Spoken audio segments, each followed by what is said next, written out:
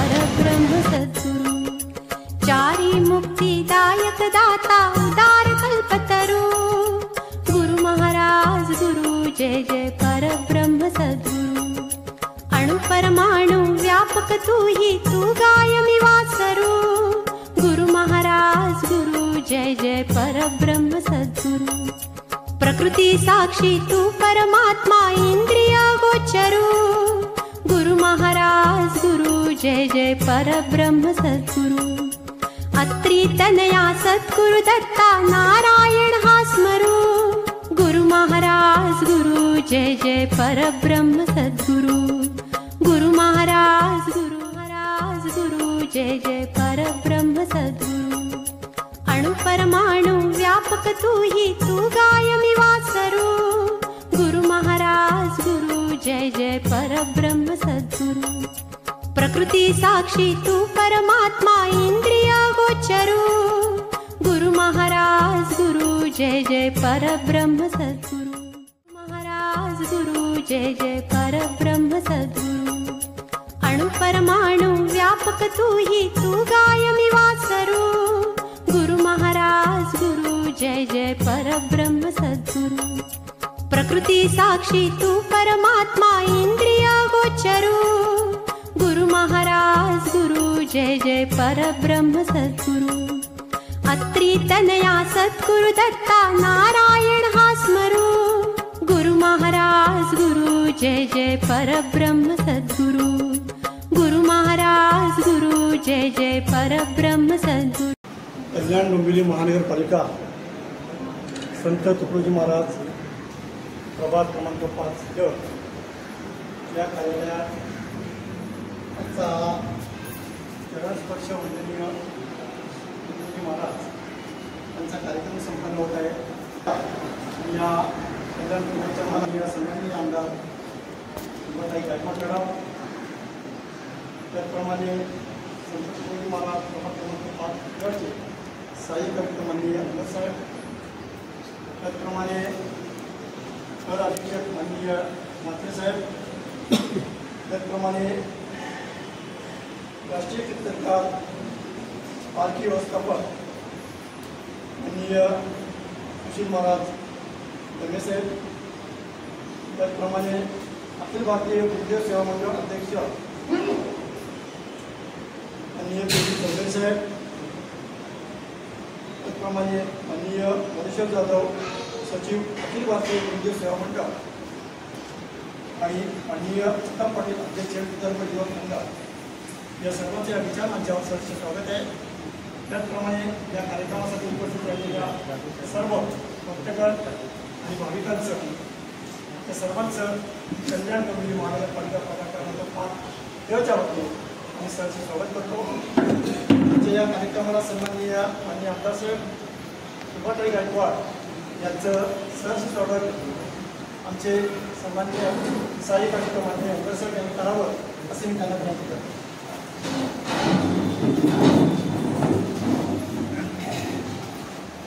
माननीय गायकवाड मॅडम यांचं सहर्ष स्वागत होत आहे।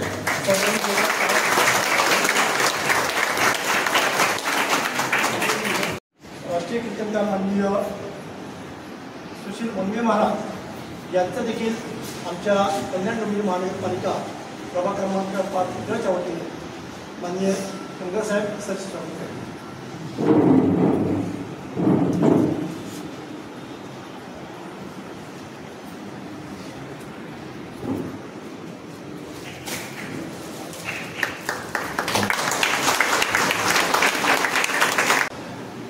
आम्हाला सर्वांना माहिती आहे या महाराष्ट्रामध्ये हा महाराष्ट्र महामानवांचा आणि महासंतांचा हा महाराष्ट्र घडलेला आहे। या महाराष्ट्रामध्ये महामानव जन्माला आले, छत्रपती शिवाजी महाराज असतील, डॉक्टर बाबासाहेब आंबेडकर असतील, राष्ट्रीय संत जे आहेत ही संतांची भूमी आहे आणि हा महाराष्ट्र संतांचा आहे हे आपल्याला सर्वांना ज्ञात आहे। आणि या संतांच्या महत्त्वामुळे आज आपल्या विचारामध्ये जी भर आहे की या भजन आणि कीर्तन यांच्या माध्यमातून लोकरंजनातून म्हणजे मनोरंजनातून जे लोकरंजन जे केलं ते महाराजांनी केलं आणि हा समाज सुधारला तो त्यांच्या कीर्तनातून आणि भजनातून त्याच्या माध्यमातून त्यांनी हा समाज सुधारतेचा वसा घेतला आणि हा जो वसा घेतलेला आहे तो वसा आपल्या पिढीपर्यंत आपण महाराजांचं जीवन हे आजही आपण जिवंत बघतोय. हे खूप मोठं तुमचं आमचं भाग्य आहे. आमचं देखील खूप मोठं भाग्य असं आहे की आमचे 10 प्रभाग आहेत कल्याण डोंबिवली महानगरपालिकेत. आमचं एक 10 आहे आणि ते महानगरपालिकेचं असं ऑफिस आहे, कार्यालय आहे की त्यांना तुकडोजी महाराजांचं नाव लाभलं आहे. ते खूप मोठं आमचं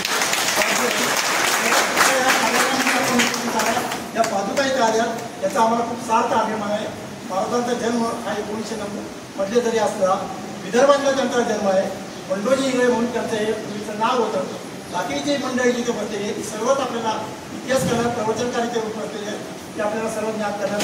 तत्पूर्वी मी माननीय चौधरी साहेब यांना विनंती करतो की त्यांनी आपले विचार मांडावे.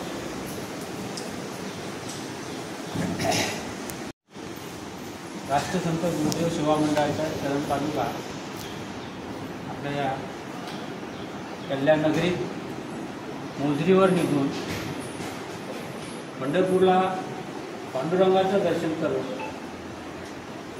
आपल्या कल्याण नगरीत आलेले आहेत आणि आज आणि उद्या 2 दिवस भगतचे कार्यक्रम होऊन ह्या पादुका मार्गस्थ होऊन मोजरीला जाणार आहेत. आपलं भाग्य असं की हे जे वारकरी मंडळी आहेत वनवेदादांच्या साथीने इथे येतात. पूर्ण 10-15 दिवस आपल्यासाठी साधारण हे महाराजांचं कार्य, महाराजांचे विचार पूर्ण विदर्भातच नव्हे तर पूर्ण महाराष्ट्रात पोचवून आपल्यापर्यंत ते घेऊन येतात. वनवे महाराज हे जे राष्ट्रीय कीर्तनकार आहेत मोजरीचे आणि त्यांनी राष्ट्रसंत तुकडोजी महाराजांच्या जीवनावर अतिशय सखोल असा अभ्यास केलेला आहे. त्यांचं विवेचन आज जेव्हा कल्याण बेस्टला कार्यक्रम होतो, मोठा कार्यक्रम होतो, तिथे मी विनंती करतो परत मॅडमला की त्या कार्यक्रमालाही त्यांनी आवर्जून उपस्थित राहावं, सरांचं कीर्तन ऐकावं आणि जमकर साहेबांनाही विनंती करतो की त्याही कार्यक्रमाला आपण आवर्जून उपस्थित राहावं. या वार्डाचं आणि आमच्या कल्याण पूर्वच्या नागरिकांचं भाग्य असं की साधारण मागे पण सांगितलं होतं की जे काही वार्ड आहेत मला वाटते 10-12 प्रत्येक वार्डाला क वार्ड, अ वार्ड, जे वार्ड असे नाव आहे. एकमेव असा हा वार्ड आहे की ज्याला राष्ट्रसंतांचं नाव देऊन द प्रभाग क्षेत्र कार्यालय असं म्हटलेलं आहे. आणि यासाठी मी उल्लेख करेन की रमेश जाधव जे काही महापौर होते त्यावेळेस त्यांनी विशेष पुढाकार घेतला. आमचे आमदार त्यावेळेचे गणपतशेठ गायकवाड यांनी सुद्धा ह्या नाव देण्यासाठी विशेष आग्रह धरला आणि हा ठराव पास कॉर्पोरेशनमध्ये येऊन या कार्यालयाला द प्रभाग क्षेत्र कार्यालय नाव देण्यात आलं. गणपतशेठ गायकवाडांचा आभार याच्यासाठी मानतो की जे काही कल्याण पूर्वमध्ये ह्या वार्डाच्या माध्यमातून जे काही विकास झालेला आहे, विकास होत आहे, तेच विकासाची गंगा आता त्यांचेच मॅडम आम्ही निवडून दिलं, आपण सगळ्यांनी त्यांना वोटिंग केलेलं आहे. इथं जे बसलेले आहेत ते बहुतेक कल्याण पूर्वचे आणि तुमचे सगळे म्हणजे वोटर्स आहेत. तर यांना न्याय द्यावा, आमच्या काही जे काही समस्या असतील त्या सोडवाव्यात. यमगर साहेब अगदी मी 2-3दा भेटलो, परंतु आतापर्यंत माझं असं वार्ड ऑफिसर म्हटलं तर जरा कणखर, कोणी माणूस डायरेक्ट येऊ नये अशी भावना असलेले आणि पहिले गेटवर सगळी चौकशी करणार. पण मी यमगर साहेबांशी 2-3दा भेटलो, मला डायरेक्ट भेटता आलं. तर असे आमदार, असे वार्ड ऑफिसर जेव्हा भेटतात तेव्हा समस्या घेऊन जाण्यासाठी नागरिकांनाही सोयीचं होते. आपला माणूस म्हणून जिव्हाळ्याचा वाटतो.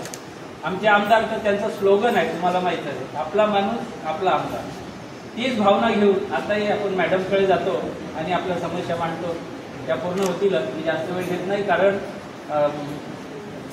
राष्ट्रीय कीर्तनकार त्यांचे थोडं ऐकायचं आहे आपल्याला आणि मी विनंती केल्याप्रमाणे पलीकडे तुम्हाला यायचं आहे.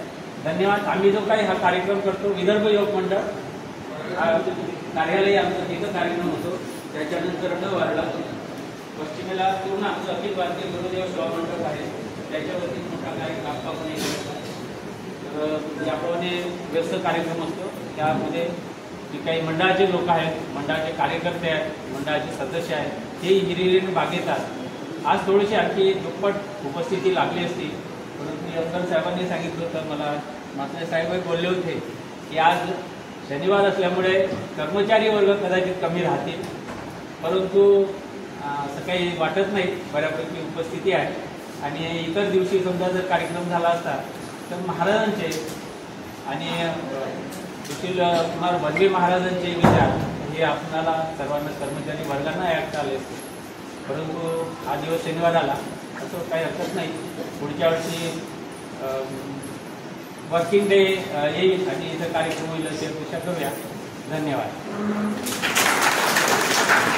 संतांचे विचार आपल्यापर्यंत पोहोचवण्यासाठी राष्ट्रीय कीर्तनकार श्री वनवे महाराज आपल्या भाग्याने लाभलेले आहेत. मी त्यांना अशी विनंती करतो की त्यांनी आम्हाला उद्बोधन करावं.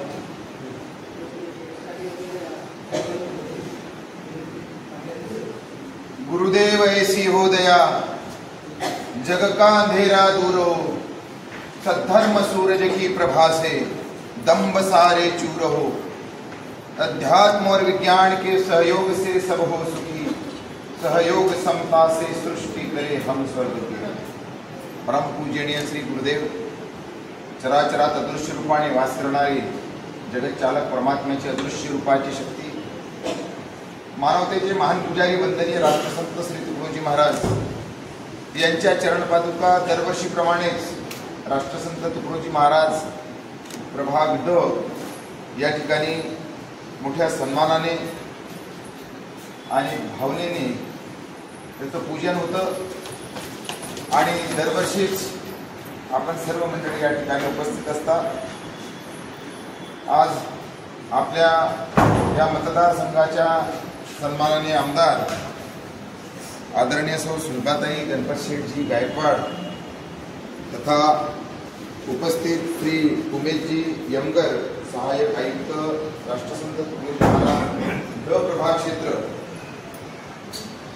ज्यांच्या माध्यमातून राष्ट्रसंत तुकडोजी महाराजांच्या पादुका कल्याण परिसरात येतात, ते आणि त्यांची सर्व टीम अर्थात आदरणीय श्री पी.डी. चौधरी साहेब, संस्थेचे अध्यक्ष सन्माननीय श्री उत्तमरावजी पाटील साहेब, आदरणीय व्यासपीठ, माझ्यासोबत आलेले माझे सर्व वारकरी,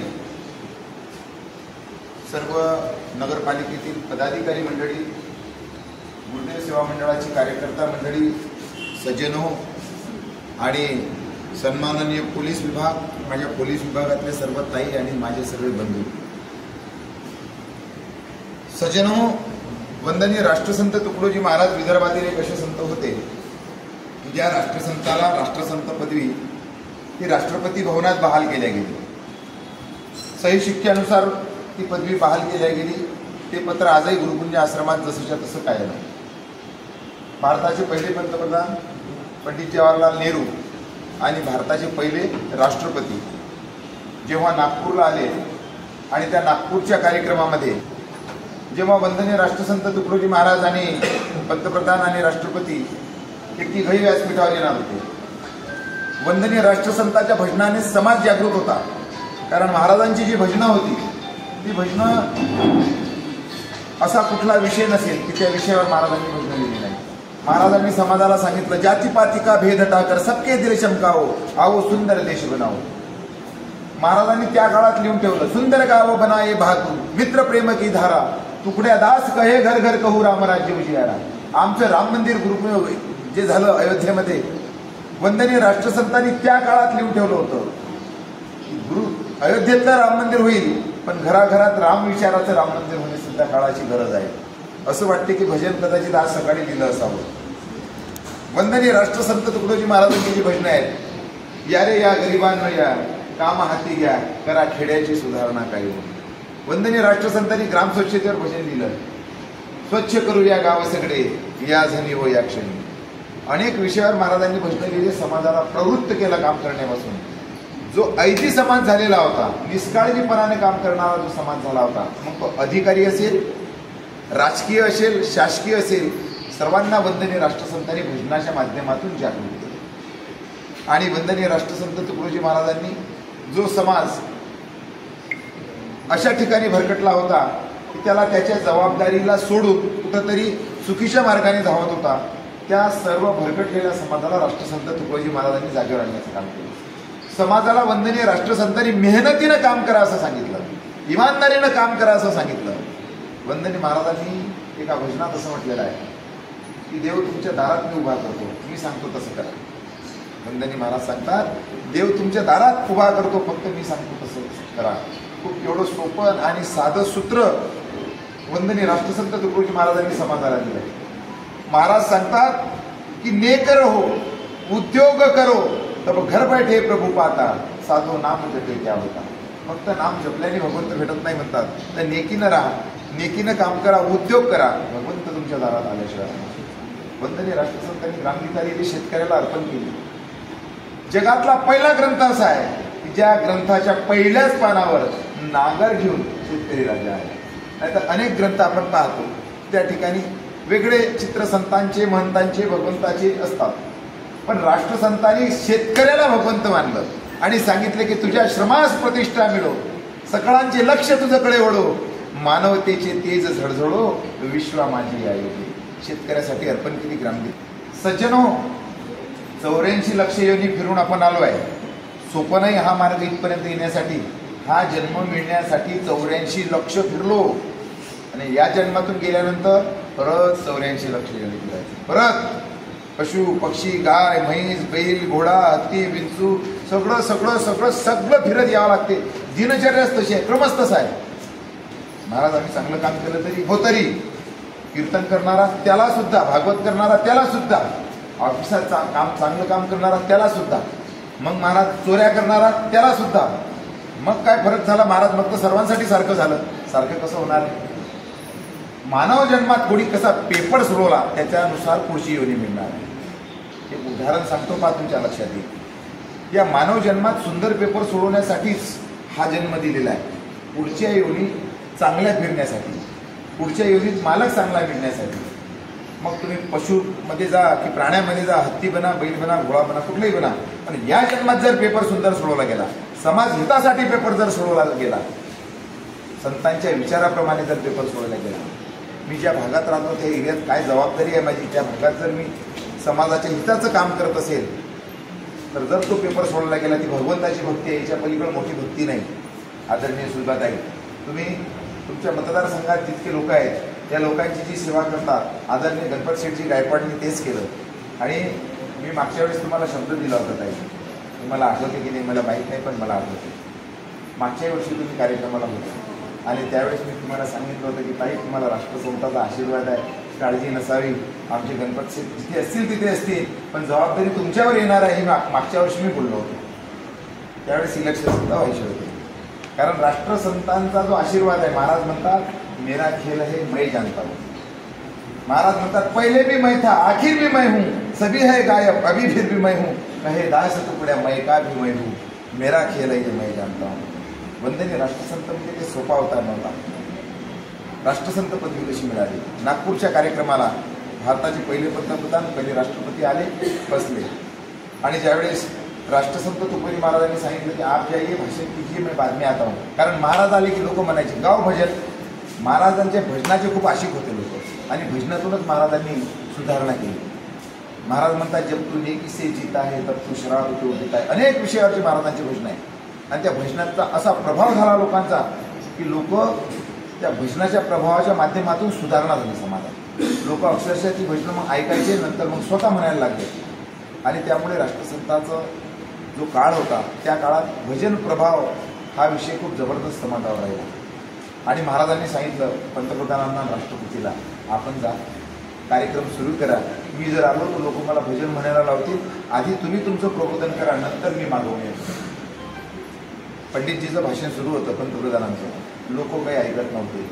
20,000च्या वर पब्लिक असावी, सगळी किलबिल सुरू होती.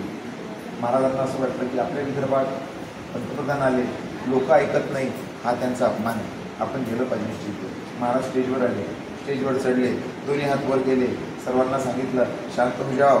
बस एवढंच म्हटलं, फक्त याच्या पलीकडं दुसरा शब्द नाही, शांत हो जाओ म्हटलं. फक्त 4 शब्द महाराजांनी वापरले.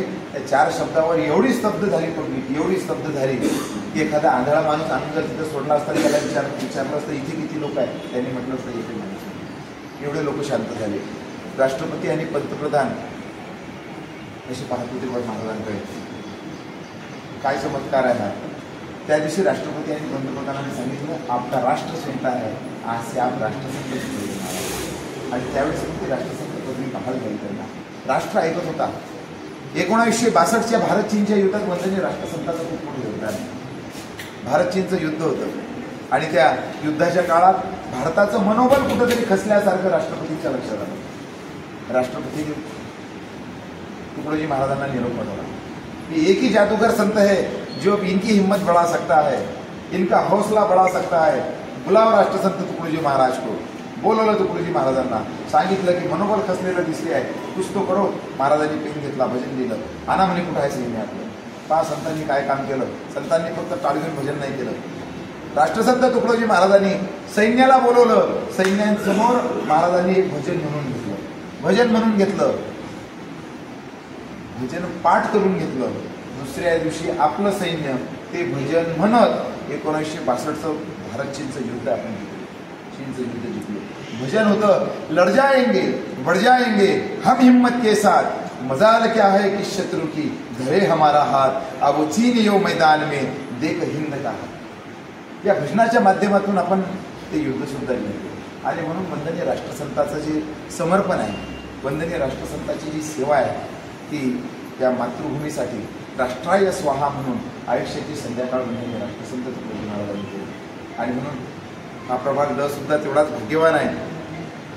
आमच्या अखिल भारतीय गुरुदेव सेवा मंडळाचे या विभागाचे या जिल्ह्याचे सन्माननीय प्रचारक आहेत, सेवाधिकारी आहेत श्री PD चौधरी साहेब आणि संस्थेचे अध्यक्ष आहेत श्री उत्तमरावजी पाटील साहेब आणि त्यांची सगळी टीम, आदरणीय मते साहेब आहेत.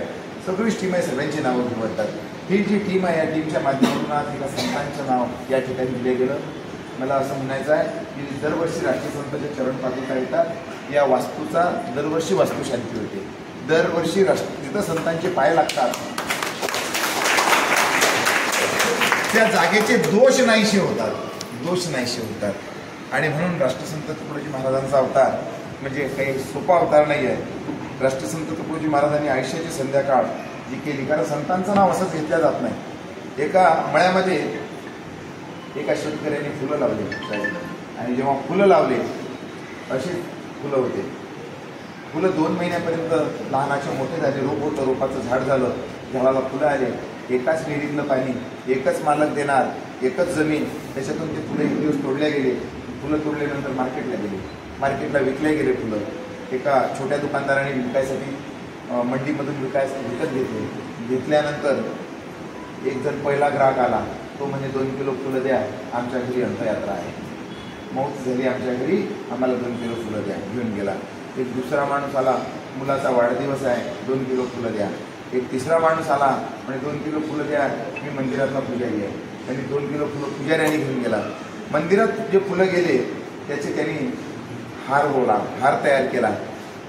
हारात ओवलेले फुलं भगवंताच्या गळ्यात टाकलेला होता हार, आणि काही फुलं त्याच्यातलेच उरलेले भगवंताच्या पायावर ठेवलेले होते. त्याच्यातलेच काही फुलं बाहेर पायऱ्यावर ठेवलेले होते. हे फुलं फुलात चर्चा करत होते, फुलं फुलांसोबत बोलत होते. त्या पायरीवरची फुलं म्हणत होते.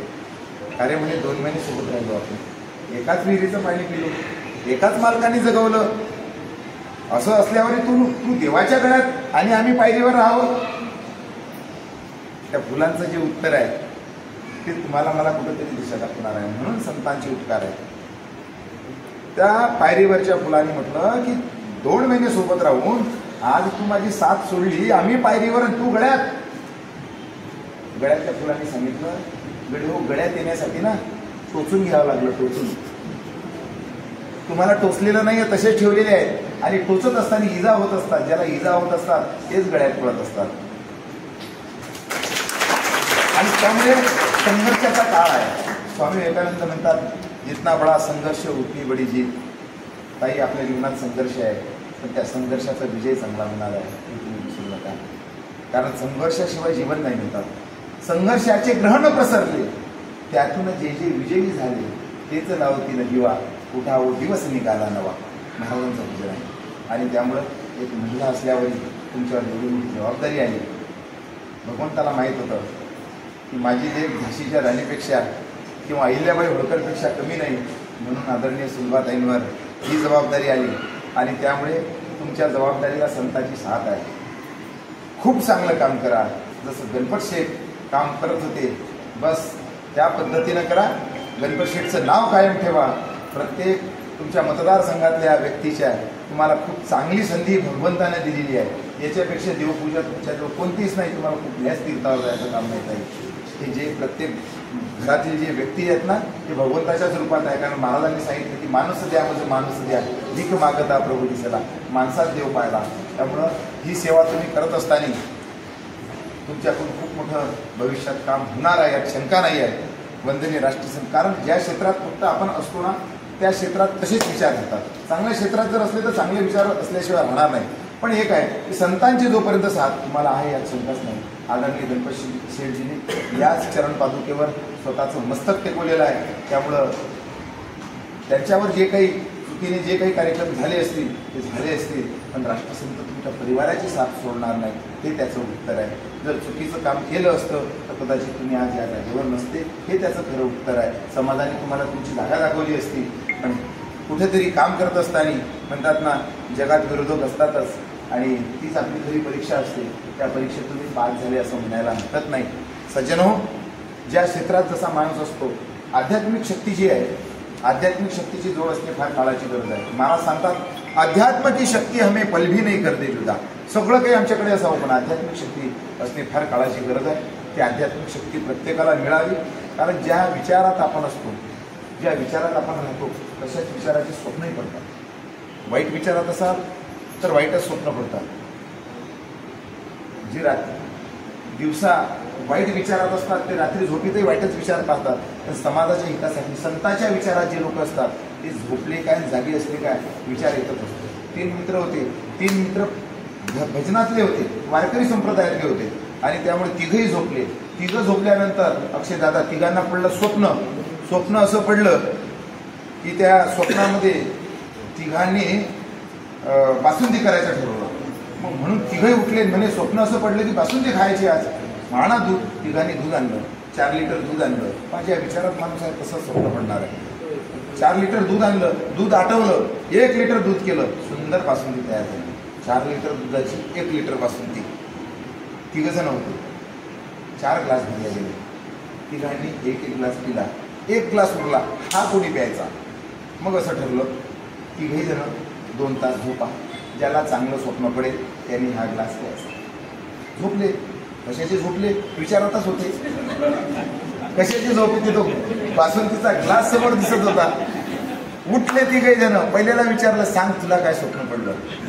पहिल्याने जे स्वप्न सांगितलं तो म्हणे पहिला जो होता तो म्हणे माझ्या स्वप्नात म्हणे कृष्ण परमात्मा आले आणि कृष्ण परमात्मा मला गोकुळात घेऊन गेले आणि कुठे कुठे चेंडूफळी खेळत होते, कुठे कुठे दही दूध माखन खात होते, ते सगळे मला ठिकाणं दाखवले.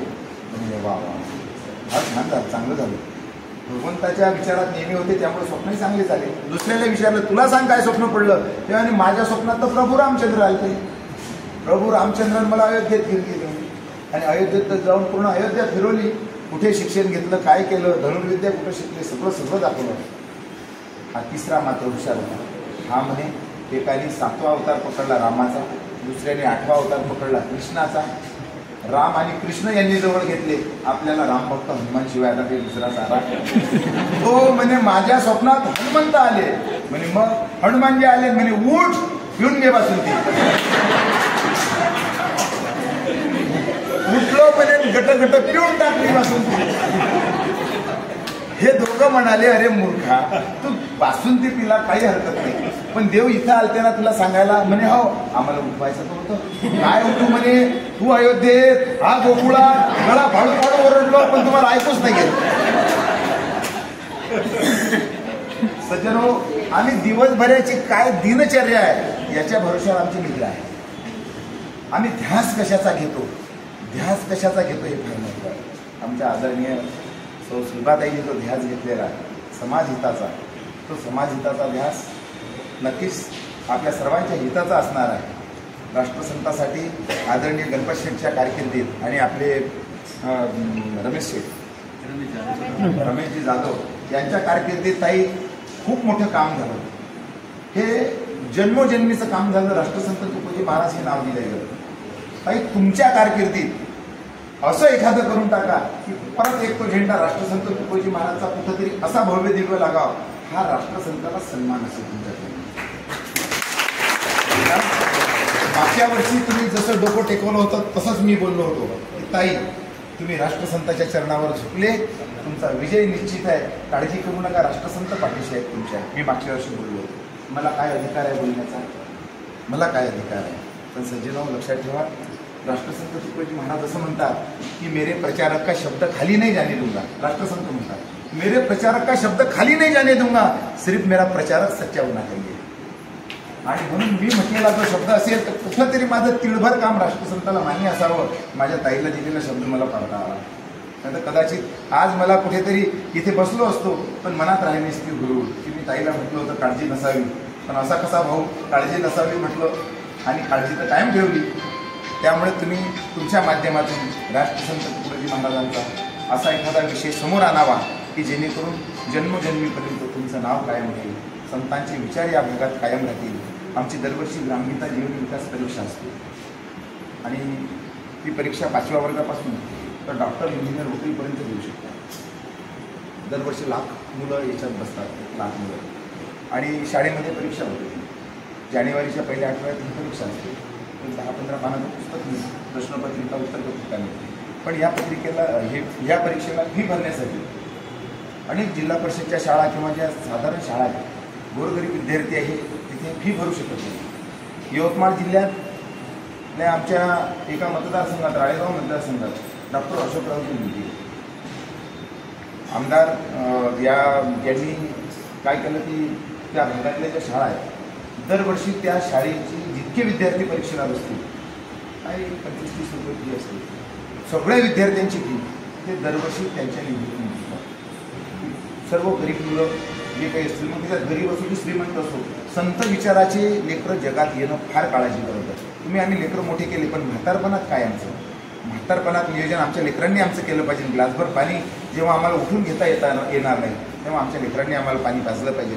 तेच काम राष्ट्रसंतांनी केलं. जगाला प्रत्येकाला सांगितलं की या कोवळ्या कळ्या माझी लपले ज्ञानेश्वर रवींद्र शिवाजी, विकसता प्रगटतील शेकडो महापुरुष. लहान मुलांमध्ये सर्व काही आहे, फक्त त्याचं नियोजन तुम्ही आम्ही करणे फार काळाची गरज आहे. आणि त्यामुळे एवढंच सांगेन की तुमच्या हातून नक्कीच एक भव्य दिव्य काम आपल्या कारकीर्द जोपर्यंत आहे तोपर्यंत या पहिल्या टप्प्यात करा, दुसऱ्या टप्प्यात आम्ही दुसरं काम करू.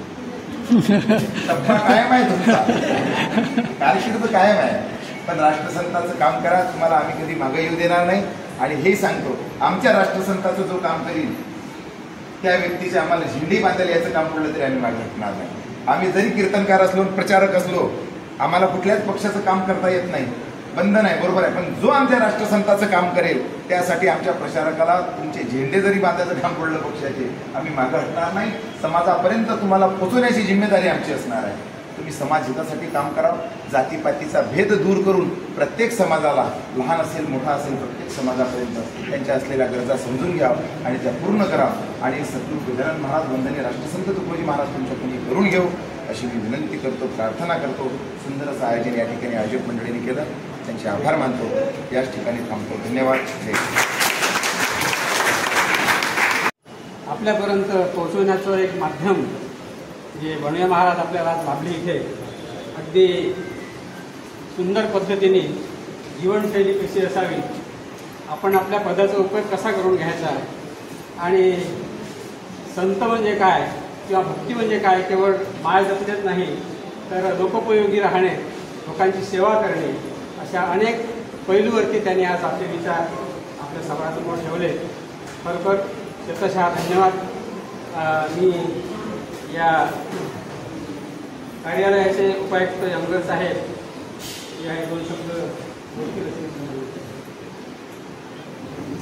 नमस्कार सर्वांना.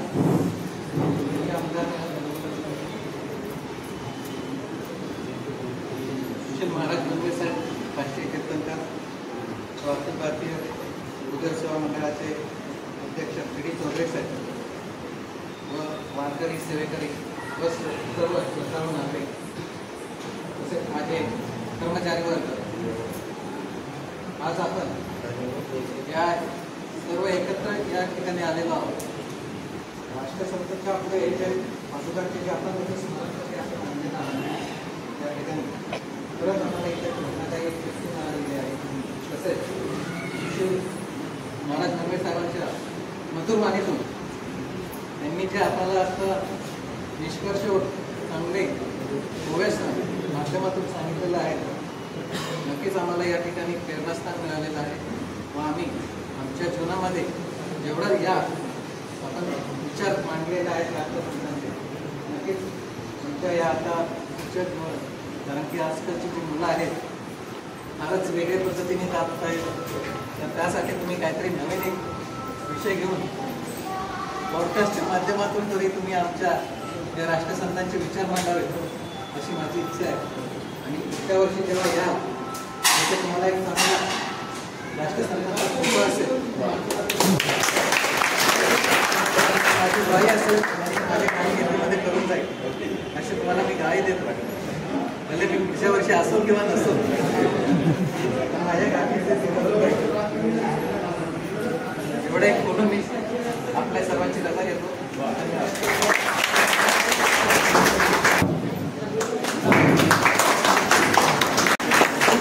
एक मिनिट उपलब्ध झाले आहेत आणि त्यांचे सुद्धा दोन शब्द आपल्याला ऐकायचे आहेत. मी त्यांना विनंती करतो की त्यांचे विचार व्यक्त करतो.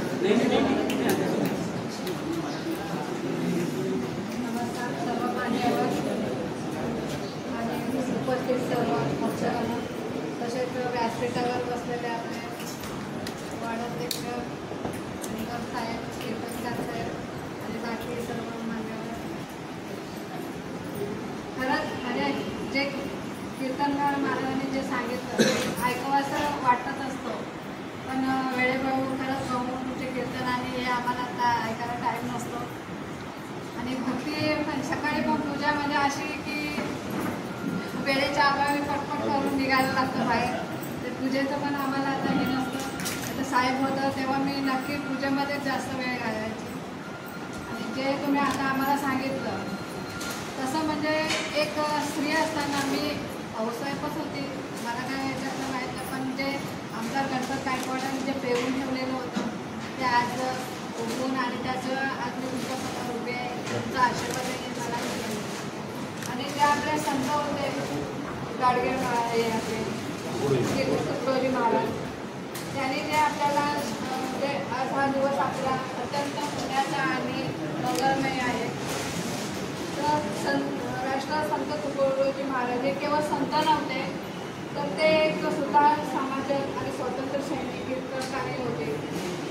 ग्रामीण भागात त्यांनी खरंच एक असा पूजा करणारे जे असतात त्यांना जे म्हणजे ग्रामीण भागातले कसे लोक थोडे हे असतात, म्हणून त्यांनी पूजेचं हे जीवनभर समाजात एकता, स्वच्छता, शिक्षण आणि सेवा व मूल्याचा प्रसार केलेला होता त्यांनी. आणि कीर्तनातून त्यांनी समाज जागृती हा घडवून आणला. ग्रामीण गीता ग्रंथातून देशाला ग्रामीण विकासाची दिशा दाखवली त्यांनी. आणि आज त्यांच्या जीवनाच्या पावन पादुका आपल्या ह्या संत म्हणजे जो नाव दिले आपले संत तुकडोजी महाराज आणि त्यांच्या पादुका आज आपल्या जवळ इथे आलेल्या आहेत, हे आपलं भाग्य आहे. आणि खरंच एक संतांची जे आपल्याला साथ लागते किंवा साथ भेटते. आणि आता ही जी पिढी आहे ती कीर्तनाच्या पाठीत नवी पिढी नाही, पण जुनी पिढी जी आपल्या आहे ती सर्व कीर्तन भजन ह्याच्यात आपल्याला. आणि आपल्याकडे जे जसं आपलं कुठलेही कोणी निरंकारमध्ये आहे, कोणी बैठकीला जातं, अशी मंडळी आता भरपूर आपल्या याच्यात झालेली आहे. पहिल्यासारखं एवढं राहिलेलं नाही, त्यातच आपला हे सांभाळण्याच्या याच्यात असतात. आणि एक ही अशी म्हणजे आपल्या जीवनात काहीतरी घडूया किंवा काहीतरी करूया असं प्रत्येकाला वाटत असतं. तसं म्हणून ह्या पादुकांचा आपल्या इथे हे आपण केलेलं आहे. आणि विचार पूजन आणि त्यांच्या मार्गात चालणारा संकल्प आहे.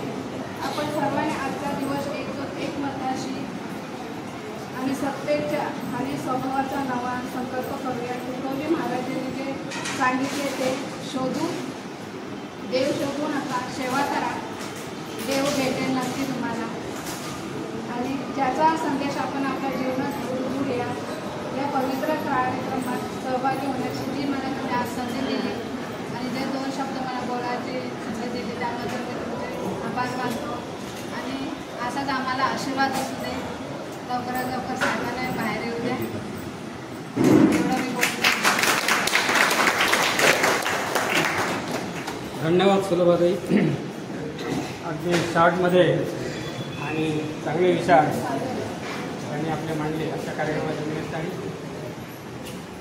हरिसम जग कशु वस्तू नाही, प्रेम संत पंथ समपन, सद्गुरु सम सज्जन नाही, गीता सम नाही.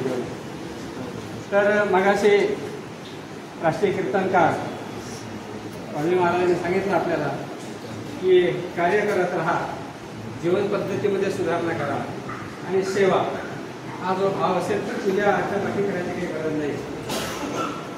आणि सचोटी, इमानदारी, चिकाटी आणि उद्योगी हे सूत्रसुद्धा त्यासाठी फार महत्त्वाचे असतात. संतांनी आपल्याला हे शिकवलेलं आहे प्रॅक्टिकली कसं जीवनामध्ये राहायचं आणि परमेश्वर म्हणजे काय केवळ माळ बसणे किंवा चिंतन करणे हा भाग ठरलेला. पण सध्याच्या जगामध्ये ज्याची आवश्यकता सध्या आहे आपल्याला ते त्याकडे लक्ष देणं फार महत्त्वाचं आहे. सुंदर असे विचार इथे या कार्यक्रमाच्या निमित्ताने आज आम्हाला सगळ्यांना ऐकायला मिळाले. आणि हा दर वाढचा जो कार्यक्रम इथे असतो त्या निमित्ताने त्या विभागातर्फे हा एक कार्यक्रम होत असतो. अगदी सुंदर पद्धतीने हा दररोजचा कार्यक्रम होतो. आणि त्याचं साफल्य असंच असते की आपल्याला हे संतांचे विचार, संतांच्या विचारापेक्षाही प्रत्यक्ष संत आपल्या दारी येऊन ते आपल्याला दर्शन देतात हे त्याहीपेक्षा महत्त्वाचं आहे. म्हणजे एक घडी आधी मी पुण्यात तुळशी संगत साधू की हरे कोटी आपल्याला म्हणजे थोडं का होईना पण आपला ह्या संतांच्या चरण पादुकाचं दर्शन हे महान भाग्य आहे. आणि केवळ भाग्यानेच मिळते. संपूर्ण कल्याणमध्ये लोक इथं हजर नाही आहे. त्यांच्या ज्या नशिबामध्ये ह्या गोष्टी आहेत त्यांना फक्त त्या मिळतात. असंच हे सर्वांचं प्रेम या कार्यक्रमावरती, या महाराजांच्या विचारावरती ठेवा आणि आपले विचार वृद्धिंगत करून आपल्या जीवनामध्ये कसे आणता येईल याचा विचार करून आपण आपलं जीवन सुखमय समृद्धमय बनावं हे राष्ट्रपतीच्या चरणी मी प्रार्थना करतो. आणि या विभागातर्फे या कार्यक्रमाच्या निमित्ताने धन्यवादाच्या कार्यक्रमाचा आभार प्रदर्शनाचा आहे ते करतो. या कार्यक्रमाच्या निमित्ताने या ठिकाणी वैचारिक विचार मांडणारे विचार मंचावरचे सन्माननीय पदाधिकारी, या कार्यक्रमात उपस्थित राहिलेले सर्व सांप्रदायिक वारकरी,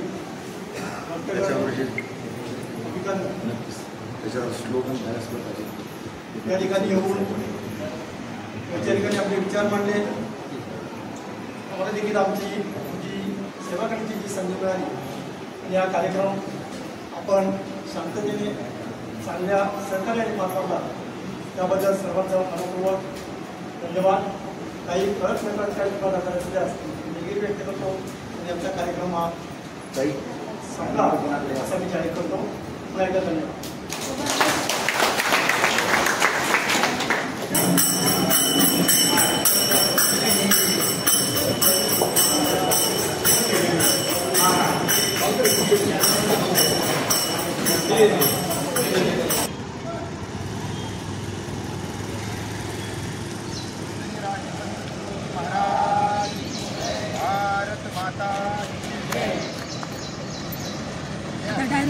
हो